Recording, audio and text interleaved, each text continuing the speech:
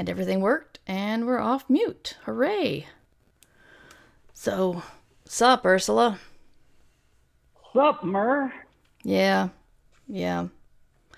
Anyway, thanks to those who have arrived here. I still have not gotten my shit in order to actually, tell people that a podcast is coming.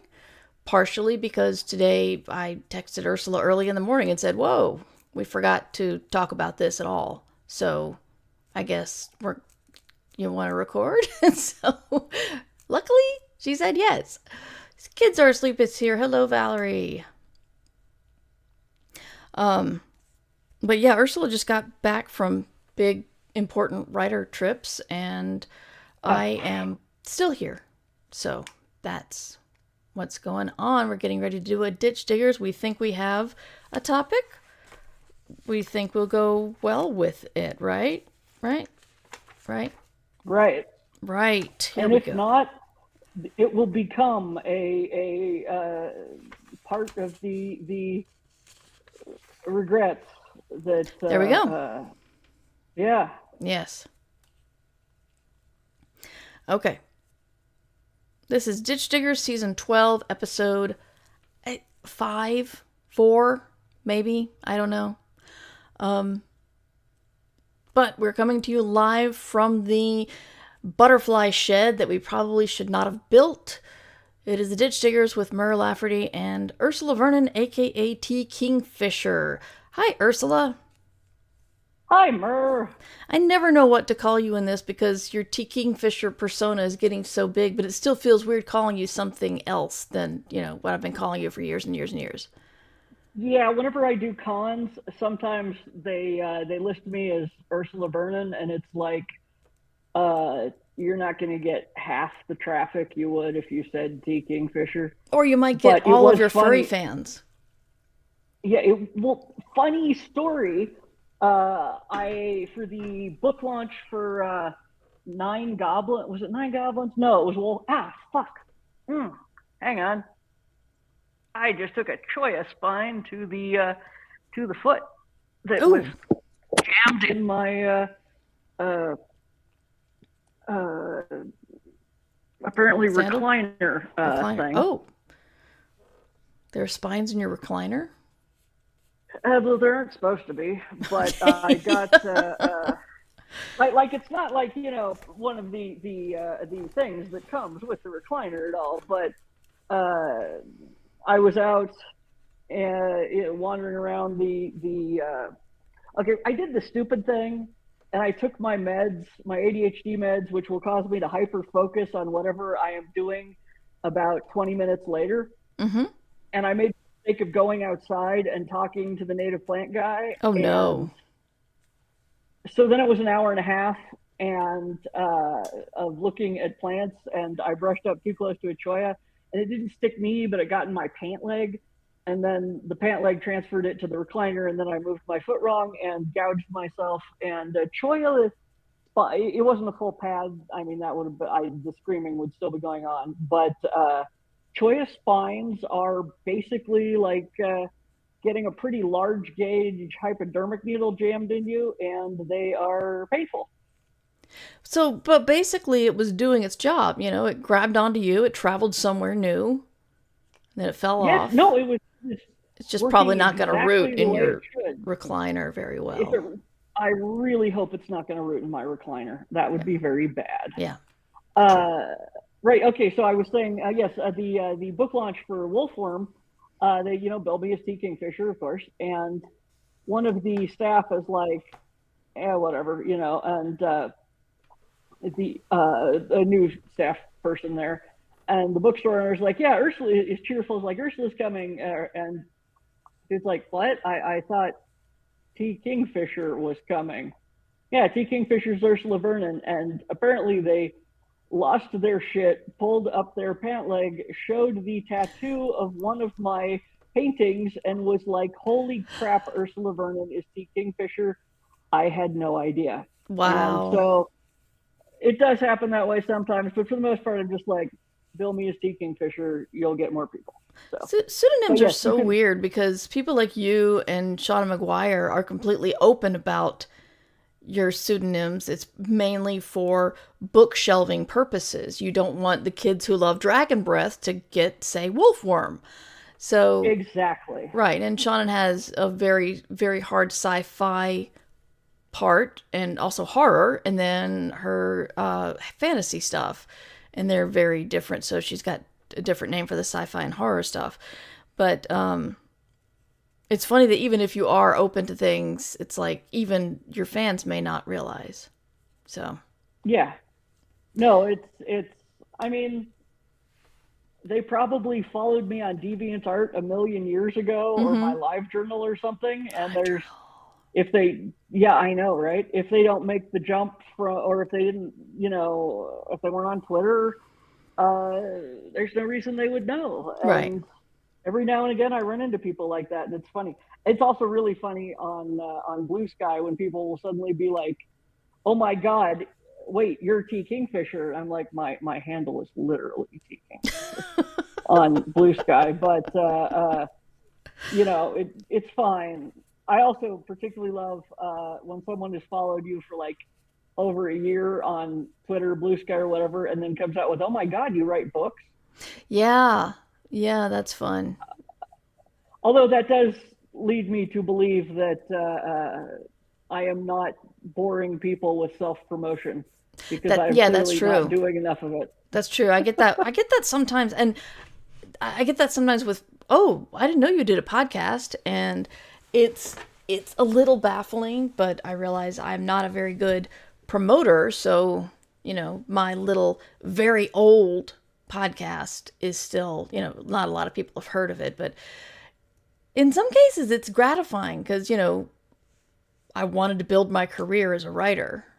And if people know me for writing more than podcasting, I guess I've done my job well, or at least the job that I really want to do well. But Yeah. anyway, I had something interesting happen.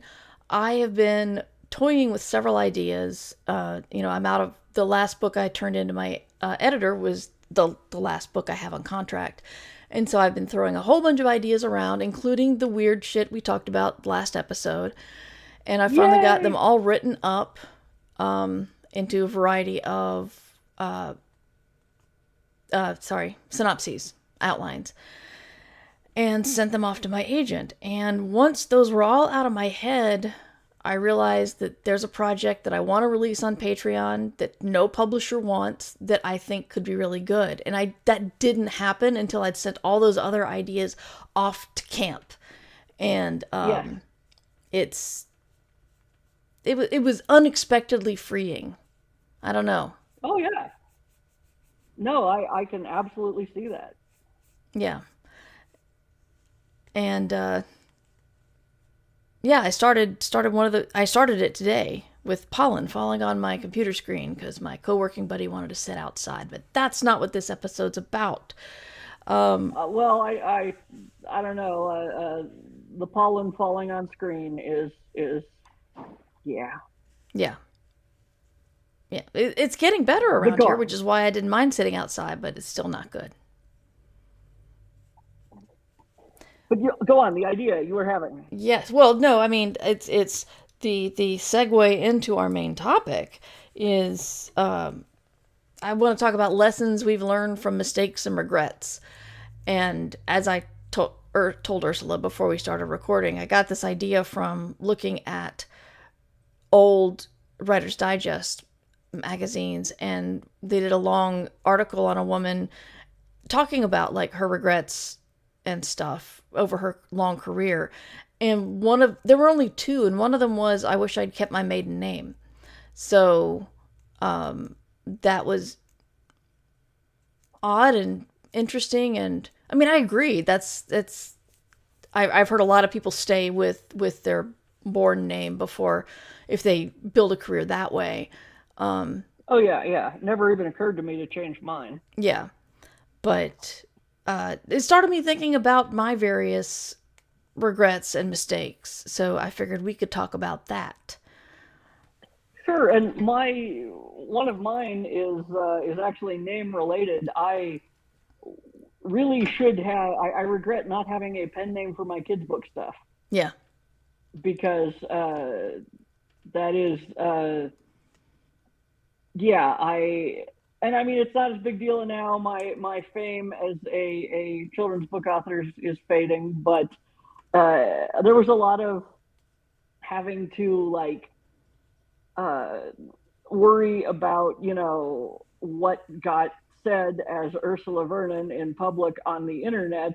Not political. I don't care if kids think that I think Trump is a jackass, but how many F bombs do I want to drop under my real name if children will Google it? Yeah. And, so my entire life journal, things like that. So it's like, yeah, that would have made life easier if I had not published under my real name there. And it's funny, I usually give people the advice of, if they're like, I'm halfway done with my very first book, what pen name should I choose? And I'm like, it's a little too early to be thinking about that. But on the other hand, if you had thought about that when you published your first children's book, thought, maybe my career will turn into something where I can write adult books and become quite famous doing so. Maybe I will do a pen name for this project. I mean, it's hard to think that way. And it was, this was 2006, 2007. Well, I sold the book in 2006. But yeah, tail end of 2006. Really? I think. I'm pretty sure I did. I don't remember. It was something like, it was somewhere around there. Might have been 2007. Would have been early 2007, I think. Anyway. Yeah, pen names. Pen names. What did I know? It was my first book. I'd been doing web comics. Mm-hmm. Like, I had an agent because somebody told a funny story to a friend of mine, or because my friend of mine told a funny story to them at lunch. It was. I was in no way prepared for this situation. So, yeah, it is more of a regret, but I do not blame myself for having not had the foresight to do it. Right. I think one of my biggest regrets is my agent history. And I always feel like I've talked about this a million times, but there could be people watching or listening who've never heard it, so I will try to sum up. When I self-published my first book via podcast in about 2008 or so, there was another author, Scott Sigler, who had done it and gotten way more popular than me. And he had an agent contact him and get him a book deal and stuff. And that agent was looking for other authors in the same space. And he approached me. And I kind of felt weird because it didn't sound like it would be a great fit. But at the time, it's like, somebody likes me. I should probably go with him. I mean, an agent found me. How hot is that? And, it did not work out.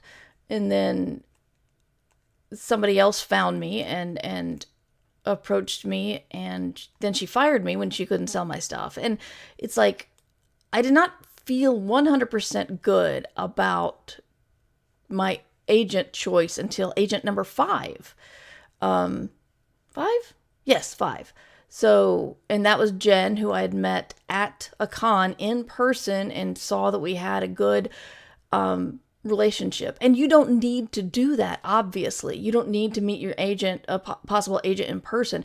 But, everybody knows that if you meet someone in person, more often than not, you're going to know better if you have a vibe with them than over the internet or over a phone call. And oh yeah, I just wish that I had trusted my skill, growth ability. I don't know what the word is, but didn't need to grab onto the agent like I was drowning and they were the only piece of driftwood around. because I think it slowed my career down. I'm not going to say any of these agents did anything bad for my career except taking up a place where someone better qualified should have been. And I mean better qualified by being a good representation for me. The agents were all professional people. They were all legit. They just weren't a good fit. And I still, yeah. Anyway, that's one of my biggest. So it's, and and it's a weird field, and I think you probably, like, if one of those agents had been a good fit, you would not necessarily have developed the confidence in your skills later. So it worked out in terms of now you can get an agent. I think it's like it's sort of like falling in love.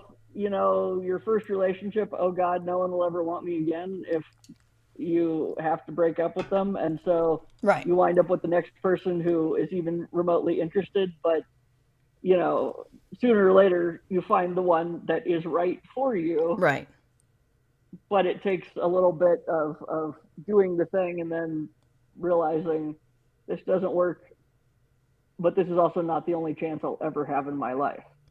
Again, it's a lot like a relationship. I know some agents don't like the parallels, people drawing parallels to that, but it still is. You're absolutely right. It is like a love relationship because there's more than one out there, and if you don't find your best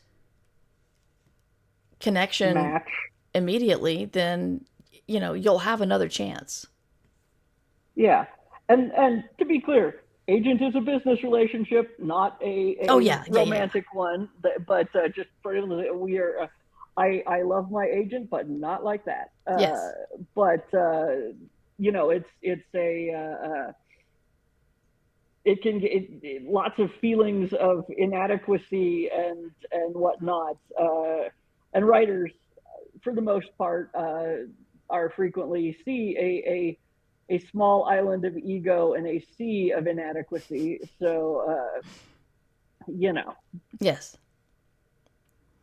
Yes. Valerie says there can be parallels even if they're not the same thing. Yes. Yeah.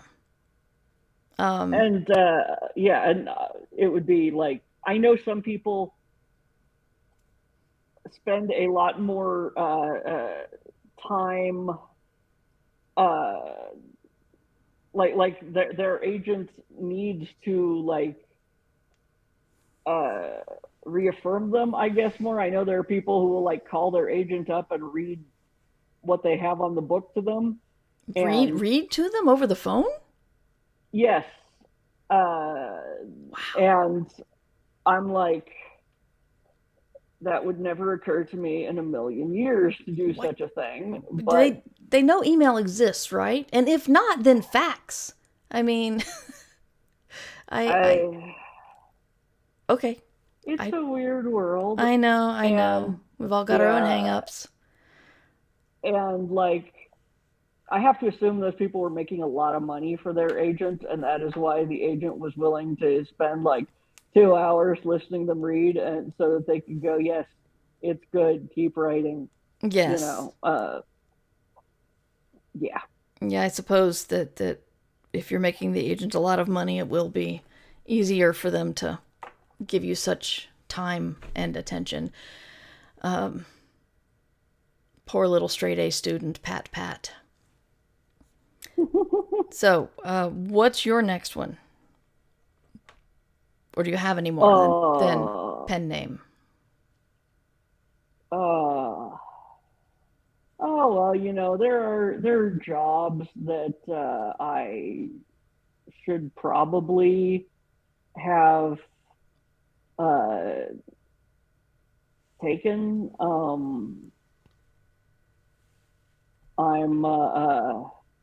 Well, no. The problem is that a lot of my regret things along those lines are more like, I had a job offer once to be an art director for a company in St. Louis, and when I was living in Minnesota, and frankly, it was a big opportunity and I should probably have jumped on it, but my now ex-husband, then either boyfriend or newly married, was like, I don't want you to go because then you'll move to St. Louis and I'll be here and then it'll be a long distance relationship and then we'll break up.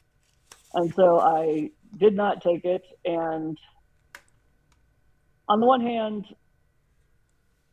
like in that moment, it was a mistake not to do it. But my career worked out so much better not doing it, and I'm much happier being a writer than I would have been as an artist. So Right. I don't regret it. I can just look at it and go like, you shouldn't have knuckled under on that one. But on the other hand, seems to have worked. Yes, Right. a lot of our things, what we feel are bad in the moment, can often lead to better things. A lot of people have said, getting laid off was the best thing that ever happened to me, and it's really hard to think that when you've been laid off, but it often Oh yeah, spurs you to go to a better place. definitely. Yeah. And it's like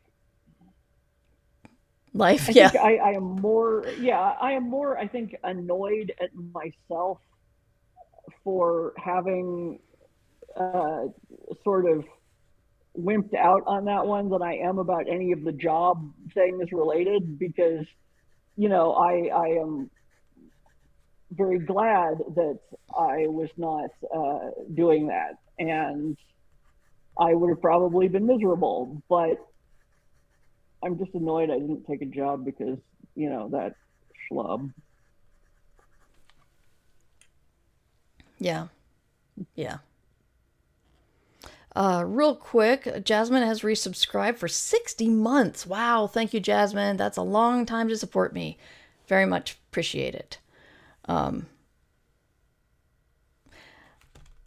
I regret, well, I always regret being too shy or being afraid to do things. And I mean, we talked about it like last time where you were just like, go write the weird thing now, damn it. And I just let second guessing steer me away from so many things, including the Douglas Adams story, which is I saw him at a con and Jim and I were too scared to introduce ourselves. And then we thought, well, when are we going to see him again? And then we went back, but he had already left. And then he died like a year later. So it's been over 20 years that since that's happened. And I'm still like having to remind myself, don't let the Douglas Adams thing happen again.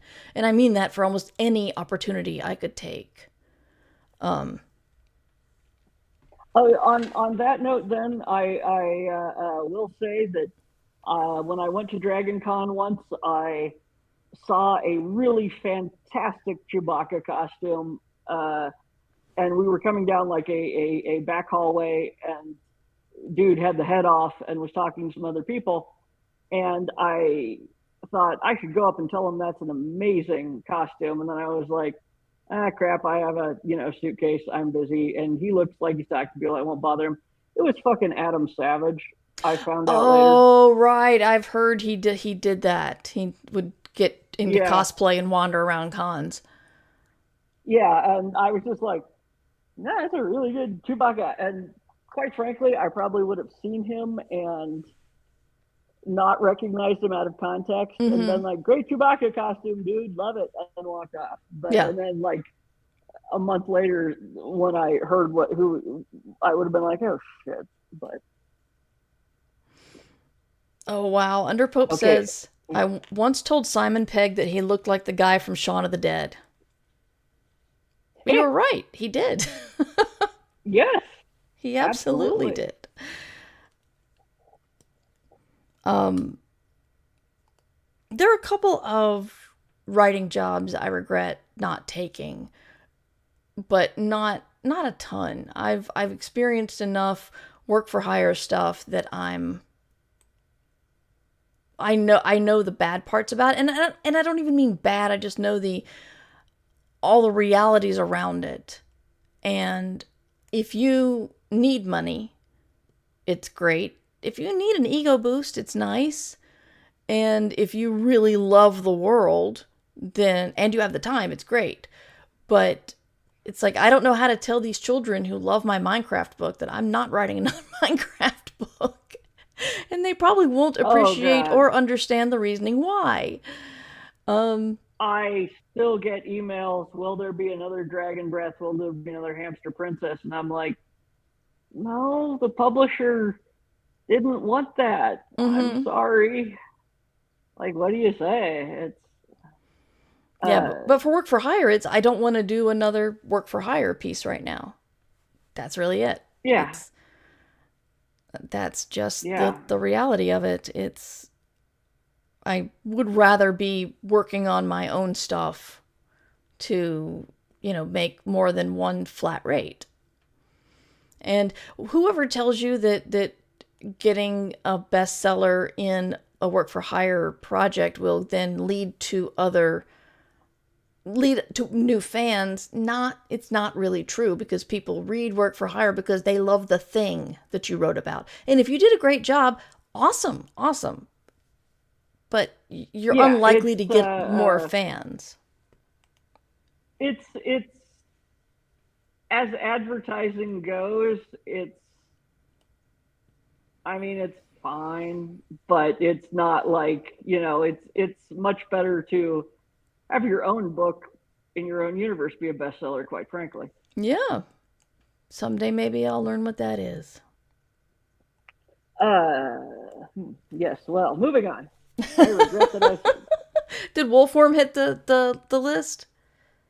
yes, You can sound happier about that. I'm okay. yes, no, yeah, it's 14 on the Times, like 20 something on USA Today, and I think it was number 6 on the Indie, which is pretty nice.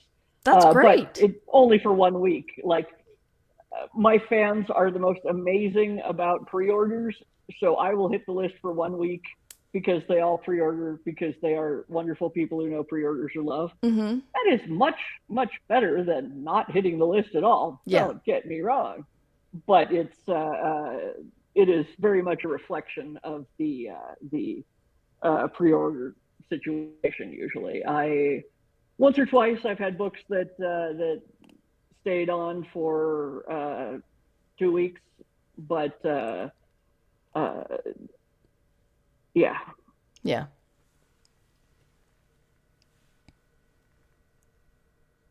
So, Let's see. what other I will say here, yes.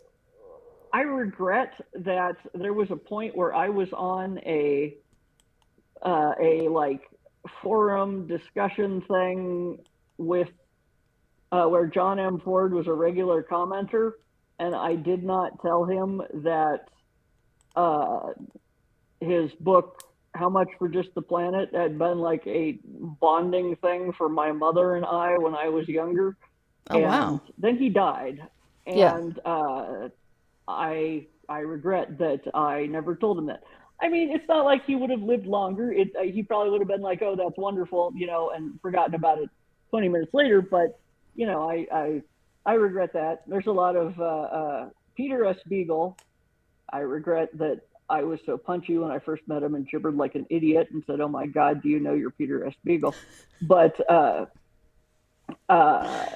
told me, to that if you get the chance to talk to an author or hang out with an author, something like that, take it, because uh, they die like any other people, and sometimes you will be like, "Oh, I'll catch them later," and turn around and read their obituary. So he said it a lot more gracefully than I did because he's Peter S. Beagle. But yeah. I think yeah, I think we're not quite like hamsters in the how quickly we can just perish. No, But no, no, it's no. But absolutely a good point. uh, Kevin does a thing, my husband, where uh, he did not go see like Bowie or Prince, and they came through a couple times, and he was like, "I will go catch them next time." Mm-hmm. And then there wasn't a next time. Yeah. And now he like goes, if he wants to see someone in concert, he goes to see them in concert. Yeah. Like if it is remotely possible, because they won't always be there. And you know, it's I think that is commendable. And so yes, I do somewhat regret authors that were around that I did not make an effort to tell them how much their work meant to me. And I have been very lucky that Diane Duane, who was the other person whose work meant an extraordinary amount to me, I have like hung out with and had lunch, and we're friends, and we talk to each other, and it's on, you know, the socials, and have gotten together in foreign countries and had dinner. And so I'm very glad that that I did that. Yeah, that's very exciting. So what about in our actual books? Do you have regrets of having done something or not done something or not advocated for something or whatever? I mean, it's a I should probably have like a deep, meaningful, you know, I should have made something more clear, or this could have come across as offensive. But in fact, the one I am currently regretting is that when I was not having to worry about the null language in the World of the White Rat books, I occasionally just threw some shit at the wall because it sounded neat. And now I am writing a book where there is actually briefly a null point of view character, and suddenly the chickens are coming home to roost. And I'm like, God damn it, I said this in there, and now I have to figure out how that would actually work because I just said it because it sounded cool. And yeah. So wait, you said these books are connected? Yeah, they're all the Yeah. World of the White Rat books. Yeah, they're all set in the same universe. And Yeah. the Knoll race has sort of a complicated language, and I made it more complicated than I needed to. For example, in one of the books that is already out, I had said in the very earliest books that the Knoll were pronouns for very high, very important, you know, priests and doctors and things who were doing a public service essentially was R, like OUR, like a possessive, because you know they belonged to the whole group with what they did. And then I had to write that fucking thing, and oh my god, Yeah. that flowed like Things that don't flow. that flowed like lead at room temperature. It was yeah, I was I think there's been an audiobook of it, and I have not listened to that section, but if there has been, that narrator should have gotten hazard pay. Yeah. I regret, and I don't know where I would have done this because there's time. And one of the problems of having, you know, trying to build a writing career traditionally published wise is when your publisher says, I don't want to pay you for this story anymore, but I will pay you for this other story. And you've got, in your mind, a good number of fans going, where's the story that comes next in your first group of stories? And oh, you mean like a series? yes, sorry, I'm Okay, specifically, yeah. I did 2 urban fantasies. They were fun, they were silly, they didn't sell well. So then I wrote a science fiction murder mystery. But there are still people asking, when's the next Shambling Guide coming out? And I'm like, I've had other projects since then. I've got ideas. I really, really wanted to do Orlando. Excuse me. But I had these other Didn't you want to do projects, something and I with the talked big myself out of dig it. too? Sorry? Didn't you want to do something with the big dig too? Yes. Book 2 was going to be in Boston, and I was going to cover the Big Dig. And they told me I was with both Orbit US and UK, and Orbit UK said we're not interested in Boston. You need another city that's has worldwide appeal. And so book 3 was going to be in New Orleans, so that's I just moved book 3 to book 2, and then didn't get a book 3. So the Yeah. ideas were there. I just didn't do it, and I regret not doing short stories or something to keep it going. I remember what was that HBO show about the carnival? Wasn't that Carnival something? Yeah, I think so. Yeah, it I never ended on a watched it. huge cliffhanger, and the show got canceled. And the showrunner or head writer or whatever actually sent out what they had planned for the rest of the series. They just put it online, and not talking video, just written description of what the plans were. And I really appreciated that, considering stuff gets canceled all the time, and you have no idea where they were going with that. And so, Oh yeah. as a creator, I think maybe I should have done that. But I don't know. It's so You much can still easier put to it on look your back in time website. and say, I should have written this. When, as a writer with ADHD, you realize how sometimes it's just a struggle to get dressed. And if you get dressed, it's a struggle to sit down. And if you sit down, it's a struggle to get writing. So those days happened too. Oh yeah. Yes, I mean, hindsight again, is it's not 2020. too late. Says You can put it on your website. yes. But yeah, I know that sort of thing has consumed people. Was it Melanie Ron who just dealt with so much crap that she was never going to write any more of the Ruins of Ambrai books, and uh, people were Yes, I know. bummed, and it's like just like I feel that authors should have the ability to basically be like, this book is not working for this series, I cannot do. And yes, but it's sort of like again, we're getting back to a relationship metaphor. It's like you go into a trilogy or a marriage thinking that you are giving it your best shot. You are not assuming that it will end in much earlier than expected. But the problem is that stuff happens, and people get divorced, and people abandon series, and it has got to be unbelievably maddening if you're in that situation to be out, dating other projects and having people say, okay, but when are you getting back together with your ex? Yeah.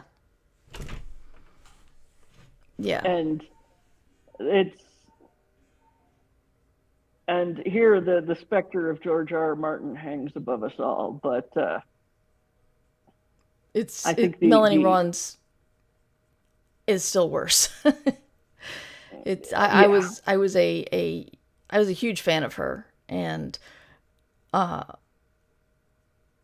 at the end of book 2, a major character was murdered, and the major character had like secrets locked away from even himself in his brain magically.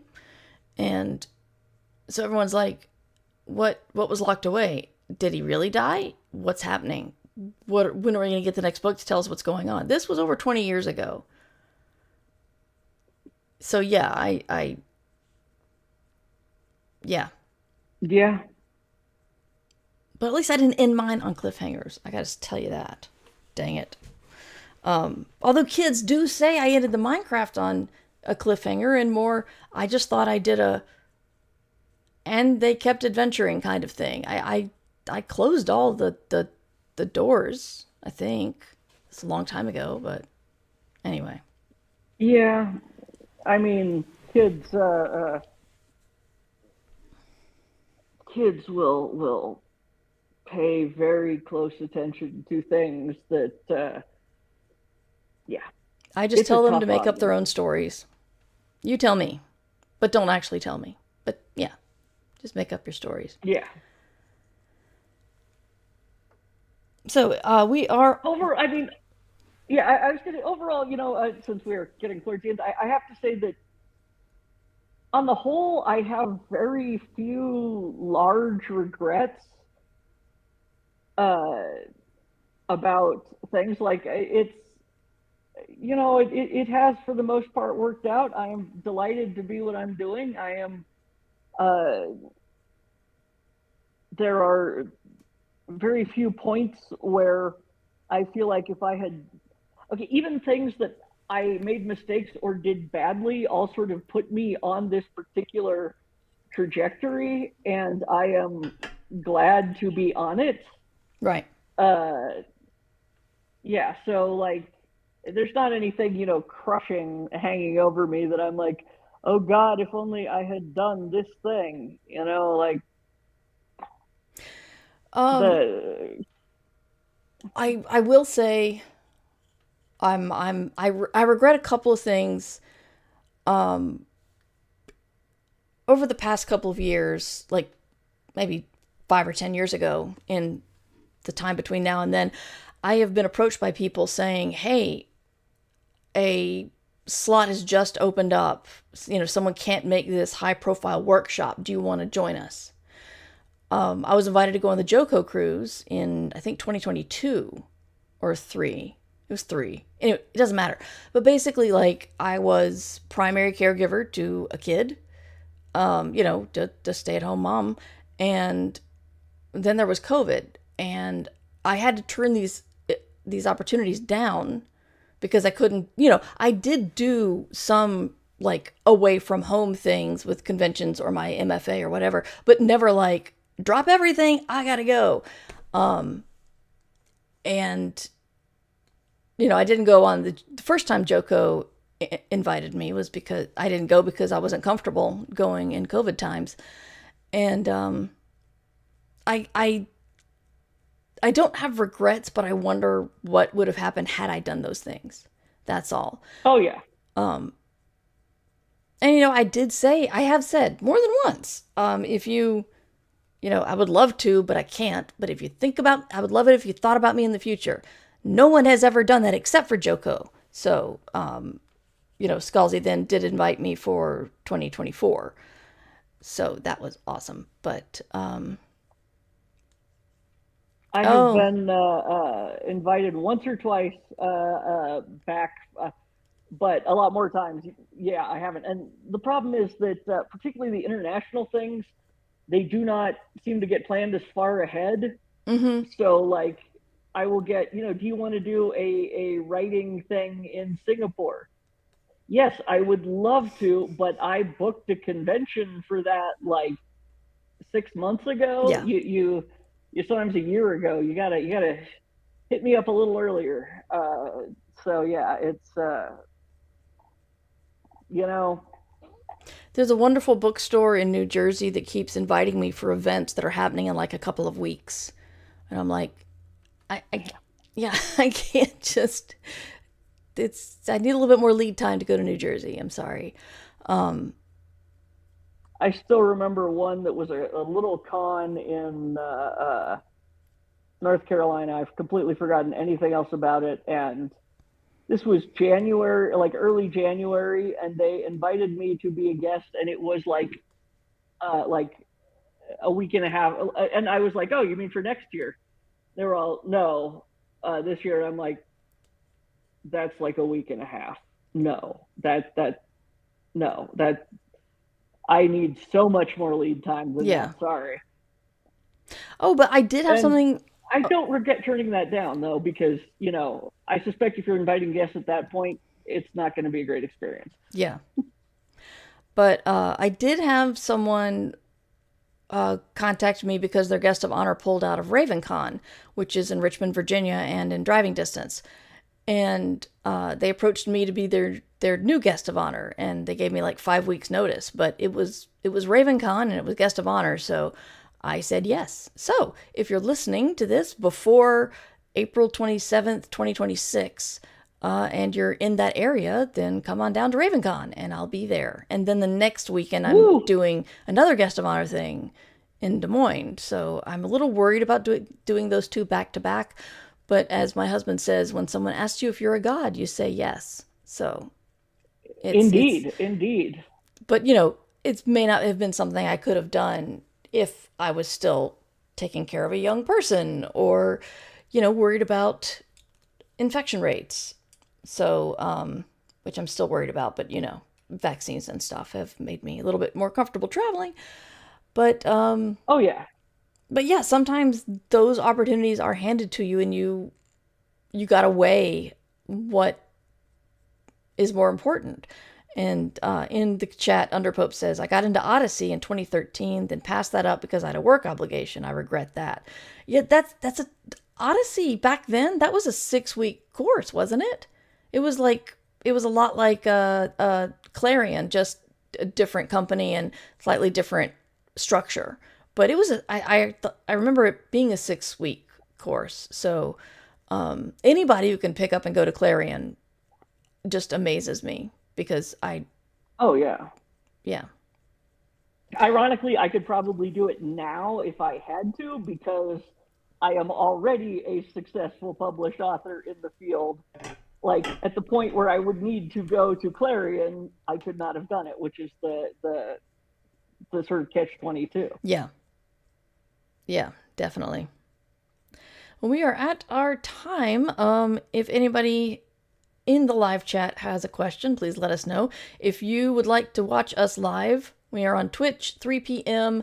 Mondays, 3 p.m. Eastern Time, Mondays, and that's twitch.tv/MightyMur. Some Mondays, not all Mondays. We're going for every other Monday, but we both have travel and other obligations, so we try. We do try. But, Ursula, can you say what you're working on yet? Nope. Damn it. Ugh. Okay. Yeah. Okay, that's cool. I'm just excited for the world to know. It's going to be exciting. But Oh yeah. Can you tell us anything you are working on?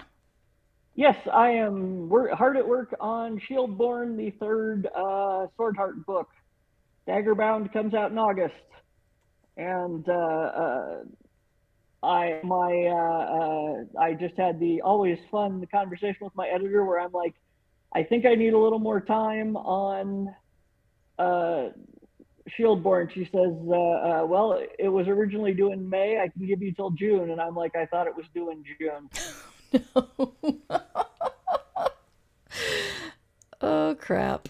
I'm sorry. Did you get any more time? It's okay. Yeah, she gave me like an extra 3 weeks. So now it's due in late June. Yeah. And me, I'm working on a project that I can't really talk about because I don't want to talk about it. I want it to be an actual announcement because it's something I'm self-publishing, something that will go out to Patreon first. And I worry that if I talk about it, it will be, I'll talk myself out of it or, yeah, I'm being slightly... Absolutely. Superstitious. That's what I'm looking for. I'm being slightly superstitious right now. But when I feel comfortable telling y'all, I'll say it on the live stream or in Patreon first. So possibly both. Who knows? Ursula, where can we find you online? You could go to my website at redwombatstudio.com, but if you want up to the minute me taking pictures of flowers, bitching about politics and things like that, you want Blue Sky, where I am T. Kingfisher. Right. I thought I had a command for you to say, hey, let's... Oh, it's not turned on. Okay. There. Okay.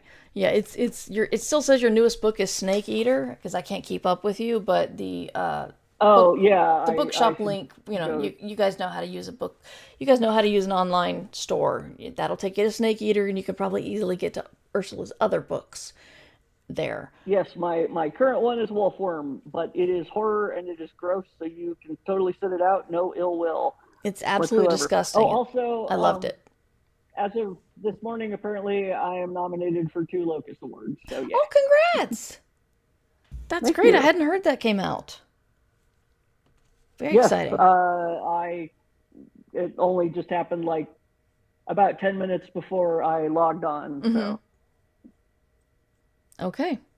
And you can catch me at merverse.com, and you can email me questions for this or my other podcast, I Should Be Writing. And you can email mightymur@gmail.com. And I stream I Should Be Writing every Thursday on Twitch, same channel, twitch.tv/mightymur. And we talk about writing. And I'm interviewing somebody this week that if I had prepared better, I would have their name. But yeah, watch on socials. I am Mighty Mur or Mighty Mur 2, the numeral. That's Instagram. It's a long story with a lost email account and Hotmail. And then, yeah, I'll be here on Thursday with an interview, and I'll be promoting that. I hope won't fall down on that one. And thank you, Ursula, and thank you guys for hanging out with us live. And we're going to figure out who to raid. Is anybody raid? I know, streaming. always a pleasure. Always.